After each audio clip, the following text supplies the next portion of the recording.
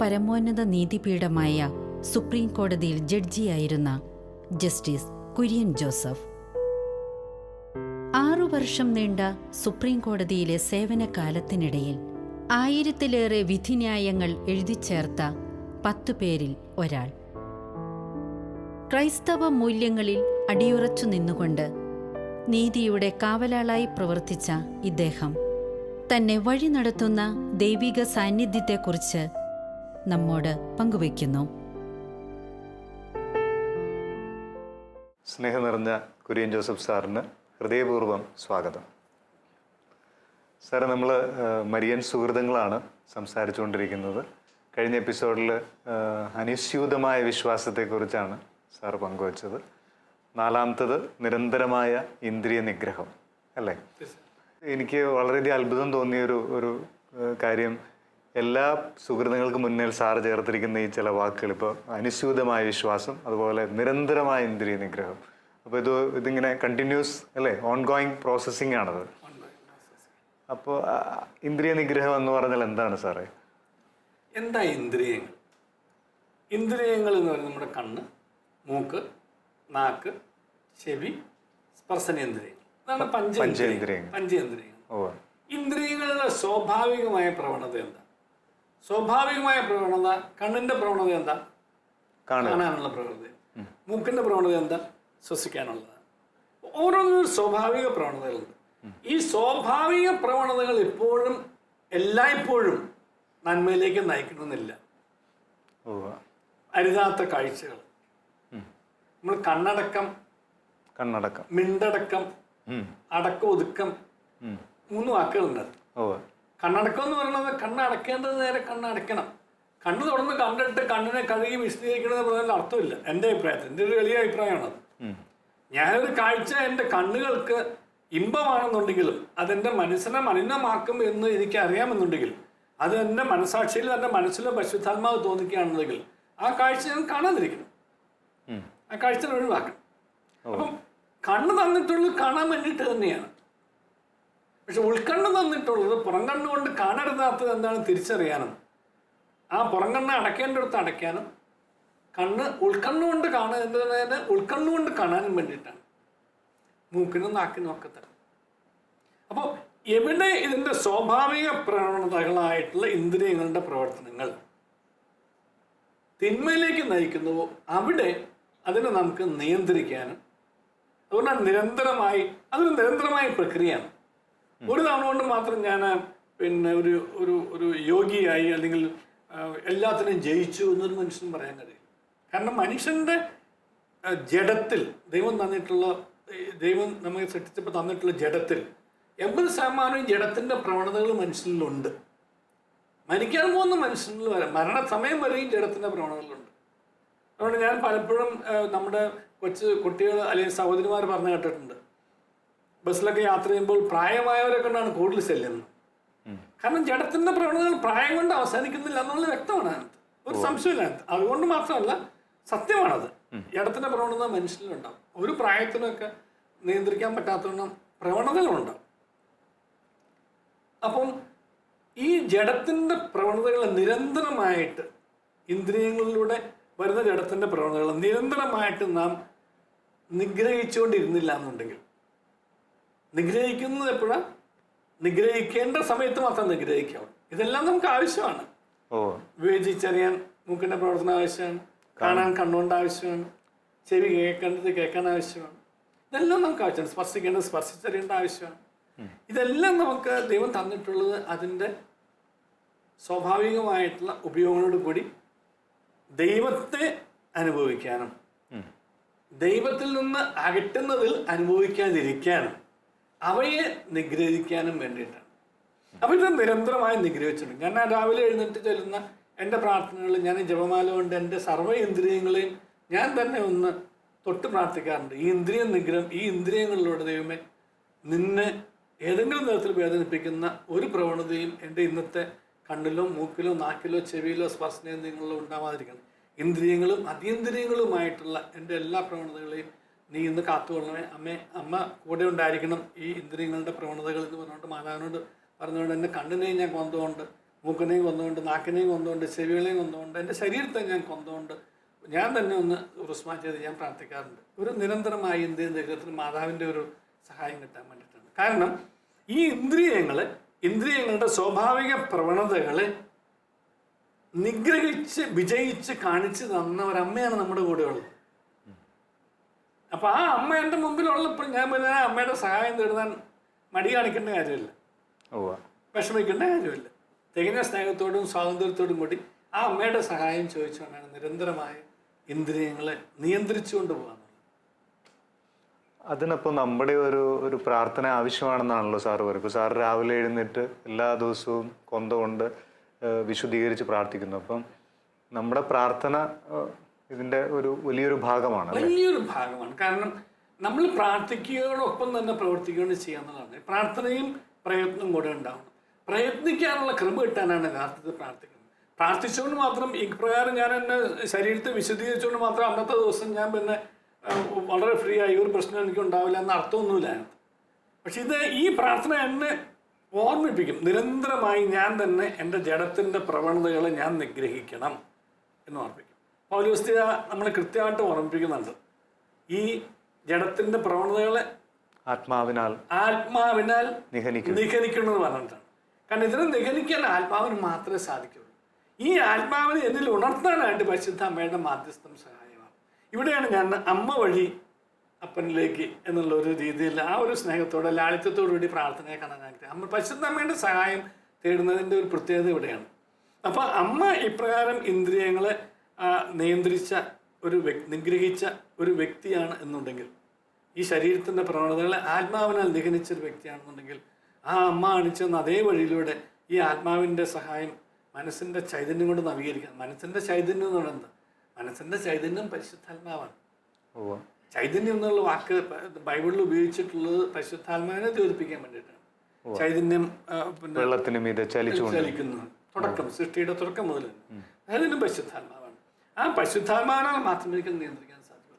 ഈ പരിശുദ്ധാത്മാവിനെ ഉണർത്താൻ സഹായിക്കുന്ന പരിശുദ്ധാത്മയാണ്. ഇതുകൊണ്ടാണ് സ്ത്രീയന്മാർ വളരെ ഭഗ്നാസരായിട്ടിരുന്ന സമയത്ത് അമ്മയ്ക്ക് മനസ്സിലായി ഇവരിൽ ആത്മാവ് നഷ്ടപ്പെട്ടുകൊണ്ടാണ്. ബൈബിളിലെ ഏറ്റവും സങ്കടപ്പെട്ടുള്ളൊരു പ്രാർത്ഥന എന്ന് പറയുന്നത് അങ്ങേ പരിശുദ്ധാത്മാവിനെ എന്നിൽ നിന്ന് എടുത്തു കളയരുത് എന്നാണ്. ചങ്ക് പൊട്ടിയുള്ള പ്രാർത്ഥനയാണ്. കാരണം പരിശുദ്ധാത്മാവിനെ എന്നിൽ നിന്ന് എടുത്തു കളഞ്ഞ പോയി, എൻ്റെ സകലന്നു പോയി. അപ്പോൾ എൻ്റെ പരിശുദ്ധാത്മാവിനെ എന്നിൽ ഉണർത്തി ഈ ഇന്ദ്രിയങ്ങളെ നിഗ്രഹിക്കാൻ എന്നെ സഹായിക്കണം. അത് ആത്മാവിൻ്റെ ചൈതന്യം കൊണ്ടാണ്. ഈ ചൈതന്യം എന്നിൽ പിന്നെ സജീവമായിരിക്കാൻ വേണ്ടിയിട്ടാണ് പരിശുദ്ധാമ്മയുടെ ഓർമ്മപ്പെടുത്തലുകൾ ആണ് എനിക്ക് എപ്പോഴും പരിശുദ്ധാമ്മയോട് പ്രാർത്ഥിക്കാൻ വേണ്ടത്. അതുകൊണ്ടാണ് പരിശുദ്ധാമ്മയുടെ ഒരു സുഹൃതമായിട്ട് ഞാൻ നിരന്തരമായ ഇന്ദ്രിയ നിഗ്രഹത്തെ കാണുന്നത്. സാർ, ഈ ഒരു കാലഘട്ടത്തിൽ ഞാൻ ഈ കുഞ്ഞുങ്ങളുടെ ഇടയിൽ മിനിസ്ട്രി ചെയ്യുന്ന ഒരാളായതുകൊണ്ട് പലപ്പോഴും ധാരാളം കുഞ്ഞുങ്ങളും ടീനേജേഴ്സും യുവജനങ്ങളും പറയാറുണ്ട്, ഈ കണ്ണിന് നിയന്ത്രിക്കാൻ പറ്റുന്നില്ല, ഈ മോശം വീഡിയോസ് കണ്ടുപോകുന്നു. അപ്പോൾ അങ്ങനെ വിഷമിക്കുന്ന ധാരാളം കുഞ്ഞുങ്ങളുണ്ട്. അവർക്ക് ആഗ്രഹമുണ്ട് ഇങ്ങനെ കണ്ണിൻ്റെ ഒരു ദുരാശയിലേക്ക് പോകരുതെന്ന്. അവരോട് എന്താണ് സാറിന് പറയാനുള്ളത്? നമുക്ക് വ്യക്തമായിട്ട് പറയാനുള്ള, മനുഷ്യൻ പ്രകൃത്യ ബലഹീനനാണ്, യാതൊരു സംശയമാണ്. ദൈവം എന്നുള്ള വിശ്വാസവും സാത്താനുണ്ടെന്നുള്ള അറിവും, ഈ സാത്താന് നമ്മെ പരീക്ഷിക്കാനായിട്ടുള്ള സാധ്യതകളുണ്ട്, അനുവാദമുണ്ട്, അവകാശമുണ്ട്. കാരണം ഞാൻ ദൈവത്തോട് എന്തുമാത്രം ചേർന്ന് നിൽക്കുന്നു എന്നുള്ളതിൻ്റെ ഒരു പരീക്ഷണം നടത്തുന്നത് സാത്താനിലൂടെയാണ്. അതാണ് അവന് കിട്ടിയ ഒരു സ്വാതന്ത്ര്യമാണ്. ആ സ്വാതന്ത്ര്യം എടുത്തിട്ടാണ് നരകത്തിൽ പോയിരിക്കുന്നത്. കാരണം അവൻ നരകത്തിലേക്ക് നമ്മളെ കൊണ്ടുപോകണമെന്നുണ്ടെങ്കിൽ ഈ സ്വാതന്ത്ര്യം ഉപയോഗിച്ച് നമ്മളെ ദൈവത്തിൽ നിന്ന് അകറ്റിയേ പറ്റുള്ളൂ. ദൈവത്തിൽ നിന്ന് നമ്മെ അകറ്റിയാൽ മാത്രമേ പിശാചിനെ നമ്മൾ നരകത്തിലേക്ക് കൊണ്ടുപോകാൻ പറ്റുള്ളൂ. നരകം എന്ന് പറയുന്നത് എന്താ? ദൈവത്തെ കാണാൻ പറ്റാത്തവണ്ണം നമ്മളെ അകറ്റിക്കളയും. ഇതാണ് നരകം എന്ന് പറയുന്നത്. അവിടെ തീയുണ്ട്, ചാകാത്ത പുഴുണ്ട്, ഒക്കെ ഉണ്ട്. കാരണം അവിടെ ദൈവത്തെ അനുഭവിക്കാൻ പറ്റുന്നില്ല. ബാക്കി എല്ലാ വ്യതകളും അവിടെ ഉണ്ടാവും. അപ്പം ഇത് സാത്താൻ്റെ നിരന്തരമായ ജോലി എന്താ? ഇപ്രകാരം ഏതെങ്കിലും തരത്തിൽ പിടിച്ചു വലിക്കുക, മോഹങ്ങൾ കൊടുക്കുക, ആസക്തികൾ കൊടുക്കുക, ആശകൾ കൊടുക്കുക, വശീകരണങ്ങൾ കൊടുക്കുക, പ്രലോഭനങ്ങൾ സൃഷ്ടിക്കുക, സാധ്യതകൾ കാണിച്ചു കൊടുക്കുക, മായകൾ സൃഷ്ടിക്കുക. ഇതെല്ലാം അവൻ്റെ പണികളാണ്. നിരാശ ഉണ്ടാക്കുക, അങ്ങനെയുള്ള ഇങ്ങനെ ഓരോരോ എല്ലാ നെഗറ്റീവ് ഫീലിങ്സ് മനുഷ്യൻ്റെ ഹൃദയത്തിലേക്ക് കൊണ്ടുവരിക എന്നുള്ളതാണ്. ഓ അപ്പോൾ പ്രലോഭനങ്ങളുടെയും പിന്നെ നെഗറ്റീവായിട്ടുള്ളത്. ഓ അപ്പം ഇത് ഇവൻ തരുന്നത് സാധ്യതകൾ മാത്രമേ ഉള്ളൂ. പക്ഷെ നമുക്കൊരു സ്വാതന്ത്ര്യം ദൈവം തന്നിട്ടുണ്ട്. തീരുമാനം നമ്മുടെ ഭാഗത്താണ്. Praise the Lord. Praise the Lord. ഈ തീരുമാനം എടുക്കുന്നതാണ്. ഈ തീരുമാനത്തിൽ ഇടപെടാനുള്ള സ്വാതന്ത്ര്യം അവന് ദൈവം കൊടുത്തിട്ടില്ല. നമ്മുടെ മുമ്പിൽ ഇത് കാണിച്ചു തരാനായിട്ടുള്ള സ്വാതന്ത്ര്യം കൊടുത്തിട്ടുണ്ട്. ഇതാ പഴം കാണിച്ചു തന്നു, ഓരോന്നും കാണിച്ചു തരാനാണ്. പക്ഷെ അത് ഞാൻ എടുക്കണോ വേണ്ടയോ എന്ന് തീരുമാനിക്കേണ്ടത് ഞാൻ തന്നെയാണ്. അതെൻ്റെ സ്വന്തമായ തീരുമാനമാണ്. അതുകൊണ്ടാണ് എൻ്റെ വിധി ഞാൻ നിർണ്ണയിക്കുന്നതാണ് എന്ന് പറയുന്നതിൻ്റെ അർത്ഥം. My fate is decided by me. കാരണം ഞാൻ ആരാകണമെന്ന് ദൈവം തീരുമാനിച്ചിട്ടല്ല എന്നെ സൃഷ്ടിച്ചത്. അത് ദൈവം തീരുമാനിക്കേണ്ടെന്ന് വെച്ചിട്ടാണ് എന്നെ സൃഷ്ടിച്ചത്. കാരണം ദൈവം എനിക്കൊരു സ്വാതന്ത്ര്യം തന്നു. നിന്റെ തിരഞ്ഞെടുപ്പിലൂടെ നീ നിന്റെ വിധി നിർണ്ണയിക്കും. നിന്റെ മുമ്പിൽ 2 വഴികളും കാണിച്ചു തരും. നീ തിരഞ്ഞെടുക്കുന്ന വഴി അനുസരിച്ചിട്ടാണ് നിന്റെ വിധി. അത് ദൈവം ആരെയും ഇപ്രകാരം ഒരാൾ നരകത്തിൽ നിന്നും സ്വർഗത്തിൽ നിന്നും തീരുമാനിച്ചിട്ടില്ല. അപ്പം ഈ തീരുമാനങ്ങളുടെ അടിസ്ഥാനത്തിലാണ് നമുക്ക് എപ്പോഴും നന്മയാണോ തിന്മയാണോ എത്തിച്ചേരാൻ അറിയാൻ സാധിക്കും. അപ്പം നമ്മുടെ കുട്ടികളുടെ പ്രശ്നം എന്താ? കുട്ടികളുടെ പ്രശ്നം അവർ ഓരോ സാഹചര്യങ്ങളിൽ പെട്ടുപോവുകയാണ്, അല്ലെങ്കിൽ അവർ പെടുത്തുകയാണ്. പഴയതിനേക്കാൾ കൂടുതൽ സാഹചര്യങ്ങളാണ് ഇപ്പോൾ ഉള്ളത്. സാഹചര്യങ്ങളും സാധ്യതകളും വളരെയേറെ കൂടുതലാണ്. അപ്പൊ ഇപ്പൊ നമ്മൾ ഓരോന്ന് കാണിച്ച് അടുത്തേക്ക് പോയി ഇങ്ങനെ മനുഷ്യന്റെ മനസ്സിലെ ആസക്തികൾ ഇങ്ങനെ അല്ലെങ്കിൽ ജിജ്ഞാസകൾ വർദ്ധിപ്പിച്ചുകൊണ്ടിരിക്കുക. കുട്ടികളുടെ തലത്തിൽ ഓർത്തത് ജിജ്ഞാസയാണ്, ഒരു ക്യൂരിയോസിറ്റി, കൗതുകം, ഒരു അറിയാനുള്ള ഒരു ജിജ്ഞാസ. അപ്പം അത് ഇന്ദ്രിയങ്ങളിലൂടെ ഇങ്ങനെ ചെറുതായിട്ട് പടുത്തെടുത്ത് സ്റ്റെപ്പ് ബൈ സ്റ്റെപ്പ് ആയിട്ടാണ് കൊണ്ടുവന്നു. വളരെ ശാസ്ത്രീയമായിട്ടാണ് സാത്താനം പണിയെടുക്കുന്നത്. കുറച്ച് കാണിച്ച് അടുത്ത് കാണിച്ച് ഇങ്ങനെ കൊണ്ടുപോകത്തില്ല, വളരെ സ്ലോയിൽ കൊണ്ടുപോയി അവസാനം ഒരു പടുവീടിലേക്ക് അങ്ങോട്ട് ചാടിക്കുകയും ചെയ്യും. നമ്മുടെ ഈ കുരങ്ങ് പിടിക്കുന്നതിനെ കുറിച്ചൊരു കഥ പറയാറുണ്ട്. കുരങ്ങനെ പിടിക്കാനായിട്ട് മനുഷ്യന് ഉപയോഗിക്കുന്ന ഒരു കുരങ്ങനെ പിടിക്കാൻ വേണ്ടിയിട്ട് കുരങ്ങിന് വളരെ ഇഷ്ടമുള്ള സാധനമാണ് ഈ കപ്പലണ്ടി. അപ്പൊ ഇങ്ങനെ കപ്പലണ്ടി ചെറുതായിട്ട് ഇട്ടിട്ട് ഇങ്ങനെ കൊണ്ടുപോയി അവസാനം ഒരു മരത്തിന്റെ അടുത്ത് എത്തിക്കും. മരത്തിന്റെ അടുത്ത് എത്തിക്കഴിഞ്ഞിട്ട് പിന്നെ നോക്കുമ്പോൾ മരത്തിനകത്ത് ഒരു പൊത്ത് കാണും. ആ പൊത്തിനകത്ത് ധാരാളം കപ്പലണ്ടി ഇങ്ങോട്ട് കിട്ടും. അപ്പൊ ഈ കപ്പലണ്ടി കാണുമ്പോൾ ഈ പിന്നെ കുരങ്ങ് കൊണ്ട് കൈ അകത്തിട്ട് ഈ കപ്പലണ്ടി മുഴുവൻ വാരിക്കുമ്പോഴത്തേക്കും കൈ വലുതാവും. കുരങ്ങ് കൈ കിട്ടുന്നൊരു പിടി വിടുകയില്ല, അതേസമയം കുരങ്ങ് പിടിക്കുകയും വേണം, പിടിവിട്ട് പോരുകയും വേണം. ആ സമയത്താണ് കുരങ്ങിനെ പിടിക്കുന്നത്. കാരണം കുരങ്ങിന് ഈ വാരിയത് ഇട്ടിട്ട് പോന്നാൽ കുരങ്ങിന് രക്ഷപ്പെടാം. പക്ഷെ കുരങ്ങിന് അത് വിടാൻ ഇഷ്ടമില്ല. അവൻ ആ സാഹചര്യങ്ങളിലുള്ള മുഴുവൻ വാരിയെടുക്കാൻ വേണ്ടിയിട്ട് അവൻ്റെ ദുർമോഹം ഗർഭം ധരിച്ച് അവനിൽ ഇങ്ങനെ കൈ നിറയെ കപ്പലിട്ടിരിക്കുക. ആ സമയത്ത് തന്നെ പിടിക്കാൻ വരുന്നവരെ അവൻ ശ്രദ്ധിക്കുകയില്ല. അവൻ കുടുങ്ങി കിടക്കുക, ആ കപ്പലണ്ടിയിൽ അവൻ കുടുങ്ങി കിടക്കുക. ഈ കുടുക്കത്തിലേക്ക് പോയത് ഒറ്റയടിക്കാണോ? അല്ല, വളരെ സാവധാനമാണ്. ഓരോ കപ്പലിലൂടെ നടന്ന് അവസാനമാണ് അവൻ പോകുന്നത്. അപ്പം നമ്മുടെ 2 കാര്യങ്ങൾ എനിക്കത് സൂചിപ്പിക്കാനുള്ളത്. നമ്മുടെ കുട്ടികളുടെ മുഖം, എൻ്റെ മുഖം പാടുമ്പോൾ ദൈവത്തിൻ്റെ മുഖം പാടും എന്ന് പാട്ട് പാടുന്നത് നമ്മൾ ശ്രദ്ധിച്ചിട്ടുണ്ട്. പക്ഷെ നമ്മുടെ കുട്ടികളുടെ മുഖം പാടുമ്പോൾ അത് തിരിച്ചറിയാൻ മാതാപിതാക്കന്മാർക്ക് കഴിയണം, ഗുരുക്കന്മാർക്കും കഴിയണം. കാരണം ഇപ്രകാരം ഈ ദുർവാസനകളിലേക്ക് പോകുന്ന കുട്ടികളെ വളരെ ക്ലോസ് ആയിട്ട് ശ്രദ്ധിച്ച് അറിയാൻ പറ്റും. അവരുടെ ചിന്ത, അവരുടെ അലസത, അവരുടെ ഉറക്കക്കുറവ്, അവരുടെ അശ്രദ്ധകൾ, അവരുടെ അസ്വസ്ഥതകൾ, ഇതൊക്കെ നമുക്ക് ഒരു പൊക്കിൾക്കൂടി ബന്ധമുള്ള അപ്പനോ അമ്മയ്ക്കോ പെട്ടെന്ന് തിരിച്ചറിയാൻ പറ്റും. ഒരു ബുദ്ധിമുട്ടില്ലാത്ത നല്ലൊരു ഗുരുവിനും തിരിച്ചറിയാൻ പറ്റണം. അതിനാണ് അവരെ മാതാപിതാക്കന്മാരും ഗുരുക്കന്മാരുമായിട്ട് വെച്ചിരിക്കുന്നത്. അപ്പം ഈ കുട്ടികളെ ജിജ്ഞാസ ഉളവാക്കിയിട്ടാണ് കൊണ്ടുപോകുന്നത് എന്ന് ഞാൻ പറഞ്ഞല്ലോ. അപ്പം ഈ കുട്ടികളെ ആ സാഹചര്യങ്ങളിലേക്ക് പെടാതെ കാത്തു സൂക്ഷിക്കുക എന്നുള്ളതാണ് മാതാപിതാക്കന്മാരുടെയും ഗുരുക്കരുടെയും പ്രധാനപ്പെട്ട ചുമതല, നല്ല കൂട്ടുകാരുടെയും. ഇതുകൊണ്ടാണ് പണ്ട് നമ്മൾ പറയുന്നത് ചങ്ങാതി നന്നായാൽ കണ്ണാടി വേണ്ടാന്ന്. നല്ല കൂട്ടുകാരുണ്ടെന്നുണ്ടെങ്കിൽ ആ കുട്ടികളോട് പറഞ്ഞു കൊടുക്കും, മോനെ ഇത് അപകടമാണ്, പോകണ്ട, വഴി മാറ്റി കൊണ്ടുവന്നോളൂ. നല്ലൊരു കൂട്ടുകാരനെ കിട്ടുക എന്നുള്ളത് വലിയൊരു ഭാഗ്യമാണ്. നല്ലൊരു കൂട്ടുകാരിയെ കിട്ടുക എന്നുള്ളത് ഓരോരുത്തരെ സംബന്ധിച്ചുള്ള ഒരു ഭാഗ്യമാണ്. കാരണം പിന്നെ വിനകളിൽ വീഴാതെ കാത്തു സൂക്ഷിക്കാൻ വേണ്ടി കൊടുത്തിട്ടുള്ള കാണപ്പെടുന്ന കാവൽമാലാകിയായിട്ട് ആ കൂട്ടുകാരനോ കൂട്ടുകാരിയെ പറ്റുള്ളൂ. അപ്പോൾ അതുകൊണ്ട് ഈ പെട്ടുപോകുന്ന സാഹചര്യങ്ങളെ ഒഴിവാക്കാന്നുള്ളതാണ് ഏറ്റവും ചെയ്യേണ്ടത്.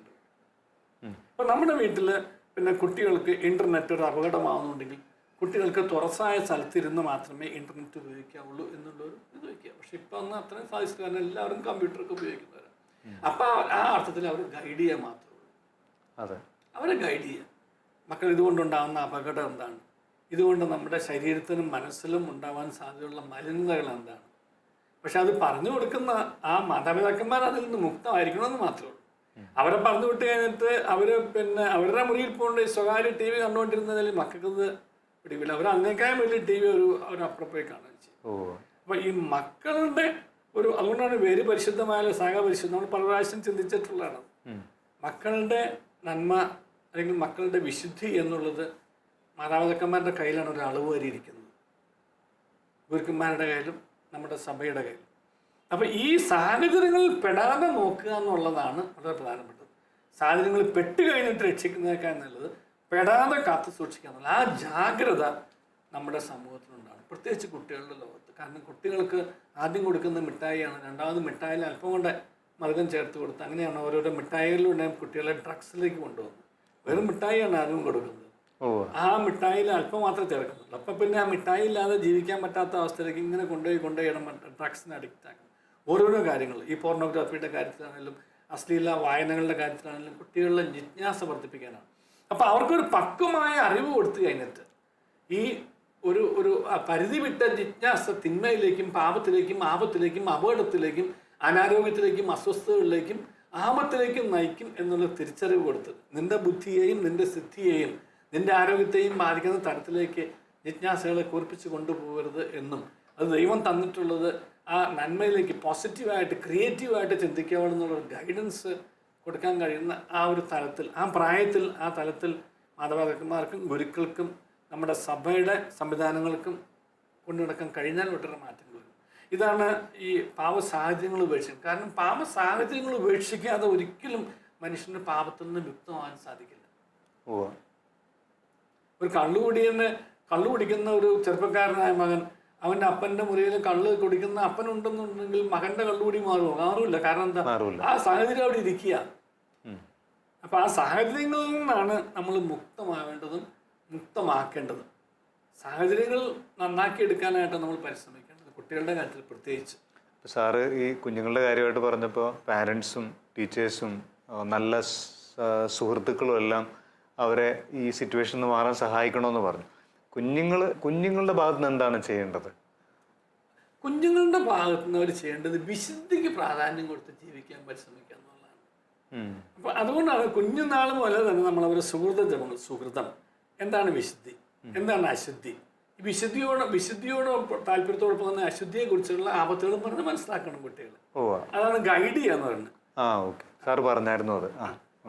വിശുദ്ധിയും അശുദ്ധിയെ കുറിച്ചുള്ള അറിവും വിശുദ്ധിയെക്കുറിച്ചുള്ള ഒരു പോസിറ്റീവായിട്ടുള്ള വിശുദ്ധരായി നയിക്കാനായിട്ട്. അപ്പം അശുദ്ധി ഉണ്ടെങ്കിൽ വിശുദ്ധി ഉണ്ടാവില്ല എന്ന രീതിയിൽ അപ്പോൾ അവരെ നമ്മുടെ കൂടെ കൊണ്ടുവന്ന് ഭക്തജീവിതം നയിക്കാനും ഈശോയിൽ നിന്നും അകറ്റുന്നതും ഈശോയുടെ അതൃപ്തി ക്ഷണിച്ചു വരുത്തുന്ന കാര്യങ്ങൾ നമ്മുടെ എങ്ങനെയാണ് കുഞ്ഞുനാൾ മുതൽ ആളുകൾ വിശുദ്ധരായതാണ് വിശുദ്ധന്മാരുടെ ജീവിതം പറഞ്ഞു കൊടുത്ത് കുഞ്ഞു കുട്ടികളായിട്ടുള്ള ഒരു വിശുദ്ധരായതിനെ കുറിച്ച് പറഞ്ഞു കൊടുത്ത് അങ്ങനെ എന്നൊക്കെ ചെറുപ്പത്തിൽ വളരെ സ്വാധീനിച്ചിട്ടുള്ളതാണ് അലോഷ്യസ് ഗോൺസാഗ, അങ്ങനെ കൊച്ചു വിശുദ്ധന്മാർ.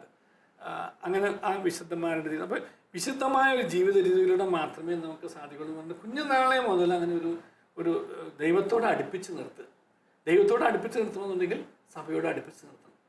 സഭയോട് അടുപ്പിച്ച് നിർത്താതെ ഒരാൾക്ക് ഒരിക്കലും ദൈവത്തോട് അടുപ്പിച്ച് നിർത്താൻ പറ്റില്ല. കാരണം സഭയിലൂടെയാണ് ഈ ദൈവത്തോട് അടുക്കാൻ നമുക്ക് ഇന്ന് സാധിക്കുകയുള്ളൂ. അങ്ങനെയാണ് സാധിക്കാൻ ദൈവം അനുവദിച്ചിട്ടുള്ളത്. അതിനാണ് സഭയെ ദൈവം സ്ഥാപിച്ചത് തന്നെ.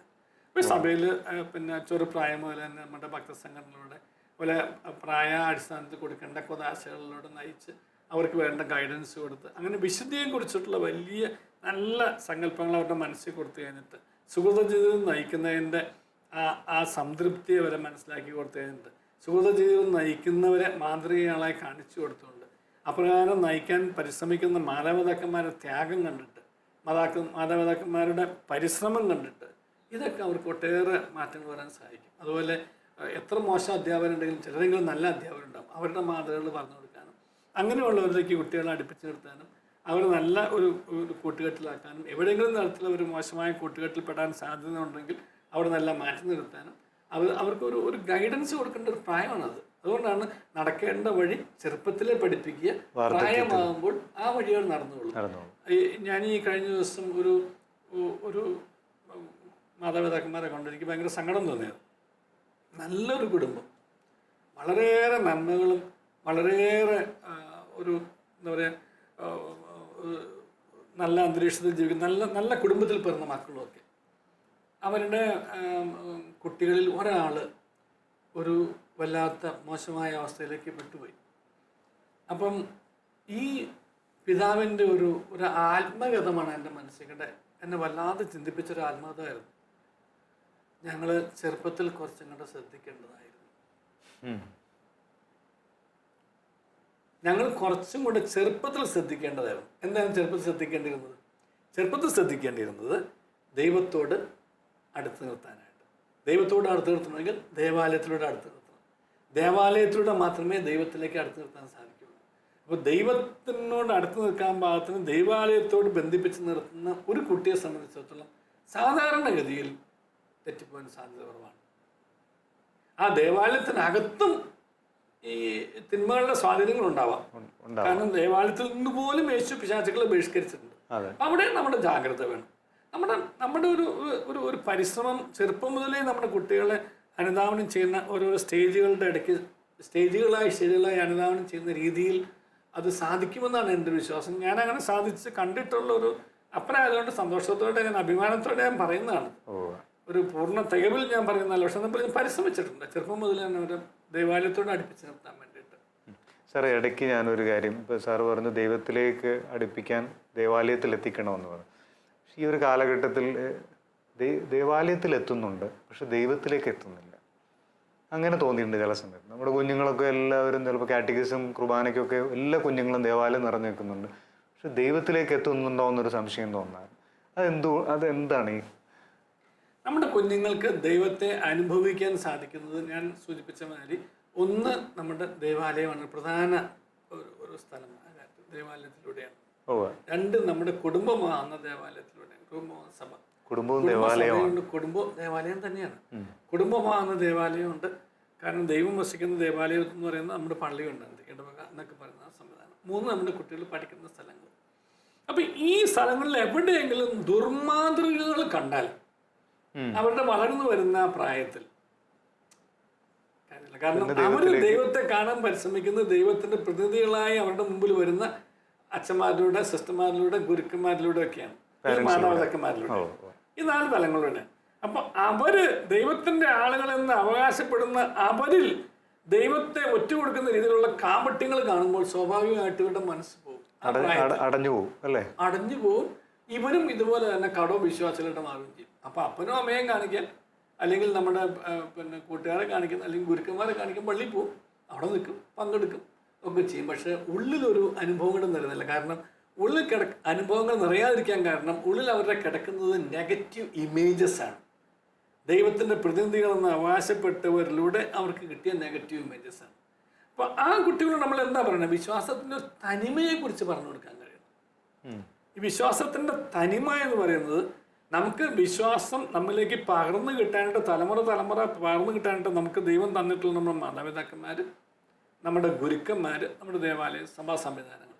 പക്ഷെ ഇവിടെയുള്ള വ്യക്തികളെ അടിസ്ഥാനപ്പെടുത്തിയിട്ടല്ല എൻ്റെ വിശ്വാസമെന്നും, എൻ്റെ വിശ്വാസം എന്നുള്ളത് ദൈവത്തിലാണെന്നും, ആ ദൈവത്തിലേക്കുള്ള എൻ്റെ വിശ്വാസത്തെ തന്നെ വളർത്താനുള്ള ഉപകരണങ്ങൾ മാത്രമാണ് ഇവരെന്നൊക്കെയുള്ള ആ ഒരു പ്രായത്തിൽ തിരിച്ചറിഞ്ഞുകൊണ്ട് നമുക്ക് ഒന്ന് സഹായിക്കാൻ സാധിച്ചാൽ അവർ ദേവാലയത്തോട് അടുത്ത് നിൽക്കും. ഇതാണ് ഞാൻ കണ്ടിട്ടുള്ളത്. പലപ്പോഴും നമ്മുടെ പല യുവാക്കന്മാരും യുവതികളും ഒക്കെ ഞാൻ കണ്ടിട്ടുള്ളതാണ്. അവർ ഒരു സ്റ്റേജ് കഴിയുമ്പോൾ അവർ വളരെ ഡിസില്യൂഷൻഡ് എന്ന് പറയും. അവർക്ക് താല്പര്യം കുറഞ്ഞു പോകും. താല്പര്യം കുറഞ്ഞതിൻ്റെ കാരണം അവരുടെ മുമ്പിൽ ഒതൻറ്റിക് എക്സാമ്പിൾസ് ഇല്ല. ഒരു ഒതൻറ്റിക് എക്സാമ്പിൾസ് ആയിട്ട് കാണാൻ ആഗ്രഹിക്കുന്നത് holy priests, holy nuns, holy teachers, holy parents ആണ്. ഇവരെല്ലാവരും ഹോളിയാണെന്ന് അവകാശപ്പെടുന്നവരാണ്, പക്ഷെ ഹോളിനെസ് ഇല്ല എന്ന് അവർക്ക് അറിയാം. അതോടുകൂടി ഇവർ പിന്നെ ഇവരുടെ ആ ഒരു ഇംപ്രഷൻ അങ്ങ് മാറി, ഇവരുടെ ചിന്ത അങ്ങ് മാറി, ഇവരുടെ കാഴ്ചപ്പാട് മാറി. ഇതെല്ലാം ഒരു കളിപ്പിക്കലെന്നുള്ള മനോഭാവത്തിലാണ് മാറി. സത്യത്തിലിപ്പോൾ കുഞ്ഞുങ്ങൾക്ക് വിശുദ്ധിക്ക് വേണ്ടിയുള്ള ഒരു ആഗ്രഹം കൊടുക്കാൻ നമുക്ക് എല്ലാവർക്കും പറ്റണം കുഞ്ഞുനാൾ, അല്ലേ? തുടക്കം മുതൽ ആ ആഗ്രഹമാണ് അവരെ പ്രാർത്ഥിപ്പിക്കുകയും ഈ ഇന്ദ്രിയ നിഗ്രഹത്തിലേക്ക് നയിക്കും. ഇപ്പം ഞാൻ എൻ്റെ കുഞ്ഞു പ്രായത്തിൽ ഞാൻ മിഷനിലൊക്കെ ആയിരുന്ന സമയത്തൊക്കെ നമ്മൾ സുഹൃത മഞ്ജരി പൂരിപ്പിക്കാറുണ്ടായിരുന്നു. എത്ര സുഹൃതയിൽ എത്ര കുർബാനയിൽ പങ്കെടുത്തു, എത്ര പിന്നെ ജപമാല ചൊല്ലി, എന്ത് പ്രാവശ്യം ആശയടക്കം ഒരു പ്രധാനപ്പെട്ട സംഭവമാണ്. എന്താ ആശയടക്കം? എനിക്ക് അന്നൊന്നും കാര്യമായിട്ട് മനസ്സിലായിട്ടുണ്ടായിരുന്നില്ല ആശയടക്കം എന്ന് പറഞ്ഞത്. ഈ ഇന്ദ്രിയ നിഗ്രഹത്തിൽ തന്നെയാണ് ആശയടക്കം. ഇന്ദ്രിയങ്ങളെ നിഗ്രഹിക്കാൻ സാധിക്കുക എന്ന് പറയുന്നതിന് പ്രധാനപ്പെട്ട ഒരു സുഹൃതമാണ് ആശയടക്കം. ഞാൻ പറഞ്ഞല്ലോ, ഇന്ദ്രിയങ്ങൾ എപ്പോഴും ആശകൾ തന്നുകൊണ്ടിരിക്കും. പക്ഷെ ഏത് ആശകളാണ് എന്നെ ദൈവത്തിൽ നിന്ന് അകറ്റുന്നതെന്ന് തിരിച്ചറിഞ്ഞുകൊണ്ട് ആ ആശകളെ അടക്കാൻ കഴിയണം. ഇതൊരു അടക്കം ഒതുക്കത്തിന്റെ ഭാഗമാണ്. അടക്കേണ്ടതിനെ അടക്കാനും ഒതുക്കേണ്ടതിനെ ഒതുക്കാനും കഴിയുന്നതാണ് അടക്ക ഒതുക്കം എന്ന് പറയുന്നത്. അപ്പം കണ്ണടക്കേണ്ടതിന് നേരെ കണ്ണടക്കാൻ കഴിയണം. കാരണം കാണാതിരിക്കേണ്ടതിനെ കാണാതിരിക്കണം, കേൾക്കാതിരിക്കേണ്ടതിനെ കേൾക്കാതിരിക്കണം. കാരണം കേട്ടാൽ അപകടമാവും എന്നറിയാവുന്നുണ്ട്. ഇത് തീയിൽ തൊട്ടാൽ പൊള്ളും എന്നറിയാവുന്ന കുട്ടി രണ്ടാമതും തീ തൊടൂല്ല. ഇതെല്ലാം നമുക്ക് തിരിച്ചറിയാൻ ദൈവം നമുക്ക് കഴിവ് തന്നിട്ടുണ്ട്.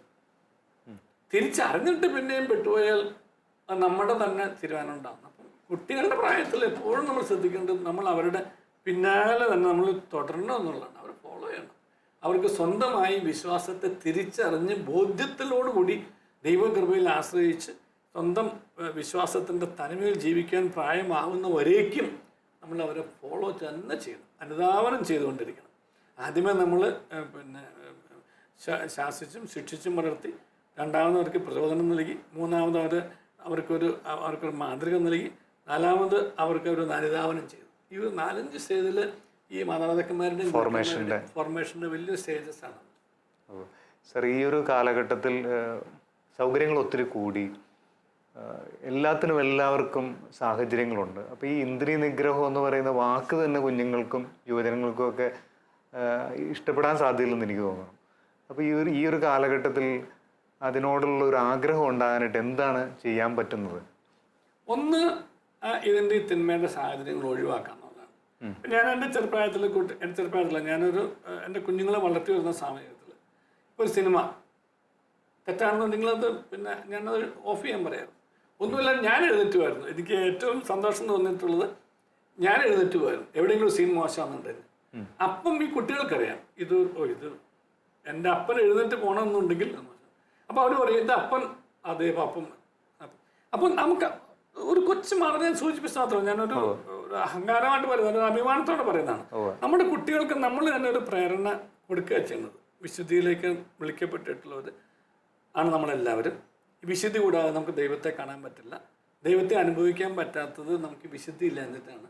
വിശുദ്ധിക്ക് നമുക്ക് കളങ്കം വരുത്തുന്നത് നമ്മുടെ ഈ ആശയടക്കമില്ലാത്തതാണ്. അപ്പോൾ ആശയെ അടക്കിയാൽ മാത്രമേ നമുക്ക് ദൈവത്തിൻ്റെ അനുഭവം കൊണ്ട്, ദൈവത്തിൻ്റെ സാന്നിധ്യം കൊണ്ട് നമുക്ക് നിറയാൻ സാധിക്കുകയുള്ളൂ. കണ്ണടക്കവും മിണ്ടടക്കവും ആശയടക്കവും ഒക്കെ അതിനെ സഹായിക്കുന്നതാണ് എന്നുള്ളത്. അപ്പോൾ ഉപവാസത്തിൻ്റെ, പ്രാർത്ഥനയുടെ അതിനെല്ലാം പ്രസക്തിയൊക്കെ മനസ്സിലായി. ഇപ്പോൾ ഉപവാസം എന്താ? ഉപവാസം ആശയടക്കം തന്നെയാണ്. വിശപ്പിൻ്റെ, ഭക്ഷിക്കാനുള്ള ആഗ്രഹത്തിൻ്റെ, നമുക്ക് ഇഷ്ടപ്പെട്ട ഭോജ്യം ത്യജിക്കുന്നതിൻ്റെ, അതാണ് നോയമ്പ്. അപ്പോൾ ഓരോന്നിൻ്റെ ഒരു പിന്നിലുള്ള ഒരു പ്രസക്തിയുണ്ട്. നമുക്ക് നമ്മുടെ മനസ്സിനെ നമ്മുടെ പരിധിയിൽ നിർത്താൻ നമുക്ക് കഴിയണം. അതിനുള്ള കഴിവ് ദൈവം നമുക്ക് തന്നിട്ടുണ്ട്. അത് എടുത്ത് ഉപയോഗിക്കേണ്ടത് നമ്മളാണ്. അപ്പോൾ എൻ്റെ മനസ്സിന് എൻ്റെ പരിധിയിൽ നിൽക്കാൻ തക്കവണ്ണമുള്ള ഒരു ആത്മധൈര്യം കൊണ്ട് നിറയണമെന്നുണ്ടെങ്കിൽ ഇപ്രകാരം ഈ ആച്ചടക്കവും ഈ ഉപവാസവും ഈ പ്രാർത്ഥനയും നിരന്തരമായ ഇന്ദ്രിയ നിഗ്രഹം കൊണ്ട് മാത്രമേ സാധിക്കൂ. സാർ, എനിക്കും മനസ്സിലായത് വിശുദ്ധിക്ക് വേണ്ടി ഒരു കൊതി നമുക്കും കുഞ്ഞുങ്ങൾക്കും ഉണ്ടെങ്കിൽ മാത്രമേ ഈ ആശയടക്കം, ഇന്ദ്രിയ നിഗ്രഹം എന്ന് പറയുന്ന ഒരു കാര്യം നമുക്ക് സ്വീകരിക്കാൻ പറ്റുള്ളൂ. അതിന് പരിശുദ്ധ അമ്മ നമ്മളെ വളരെയധികം സഹായിക്കും. കൊതിയോടൊപ്പം നമ്മുടെ സഹകരണവും. നമ്മുടെ സഹകരണം എന്ന് പറയുന്നത് പ്രയത്നമാണ്. നമ്മൾ തീരുമാനിക്കണം. ഈ ആഗ്രഹത്തിൽ നിന്നുകൊണ്ട് നമ്മൾ അതിനായിട്ട് അമ്മയുടെ സഹായം നമുക്ക്, കാരണം അമ്മ സഹായിക്കാൻ തയ്യാറായിട്ട് നിൽപ്പുണ്ട്. അമ്മയെ വിളിച്ചാൽ മതി. അതുകൊണ്ടാണ് ഒരു അമ്മ നോക്കി നിൽക്കുമ്പോൾ ആരെങ്കിലും നമ്മളൊരു മോശമായ കാഴ്ച കാണും, ഒരു മോശമായ പ്രവൃത്തി ചെയ്യും, ഒരു മോശമായ ഭക്ഷണം ഭക്ഷിക്കും, ഒരു മോശമായ ഒരു സാധനം നമ്മൾ കേൾക്കും, ഒരു വസ്തു നമ്മൾ കേൾക്കും, ഒരിക്കലും ഇല്ല. അപ്പം അമ്മയുടെ ബുദ്ധിയാണ്. അമ്മ, വിശുദ്ധയായ അമ്മ നമ്മുടെ കണ്ടുകൊണ്ടിരിക്കണം, നമ്മുടെ കൂടെ ഉണ്ടെന്ന് കാണുമ്പോൾ ഈ ഇന്ദ്രിയ നിഗ്രഹത്തിന് പരിശുദ്ധ അമ്മയുടെ സാന്നിധ്യവും പരിശുദ്ധ അമ്മയുടെ മാധ്യസ്ഥവും ഒട്ടേറെ സഹായിക്കും. കാരണം അമ്മയുടെ കണ്ണിൽ അമ്മയുടെ കണ്ണിൽ ഒരു കുഞ്ഞ് മോശമായ കാഴ്ച കാണില്ല, മോശമായ വർത്തമാനം കേൾക്കില്ല, മോശമായ സ്വാദ് ആസ്വദിക്കില്ല, മോശമായ സ്പർശനം നടത്തില്ല, മോശമായ ഘ്രാണവും സംഭവിക്കില്ല. പരിശുദ്ധ അമ്മ നമ്മളെ ഈ ഇന്ദ്രിയ നിഗ്രഹത്തിന് നമ്മളെ സഹായിക്കട്ടെ. ഞങ്ങളോട് ഇത്രയും കാര്യങ്ങൾ പങ്കുവച്ച സാറിന് ഹൃദയം നിറയെ നന്ദി.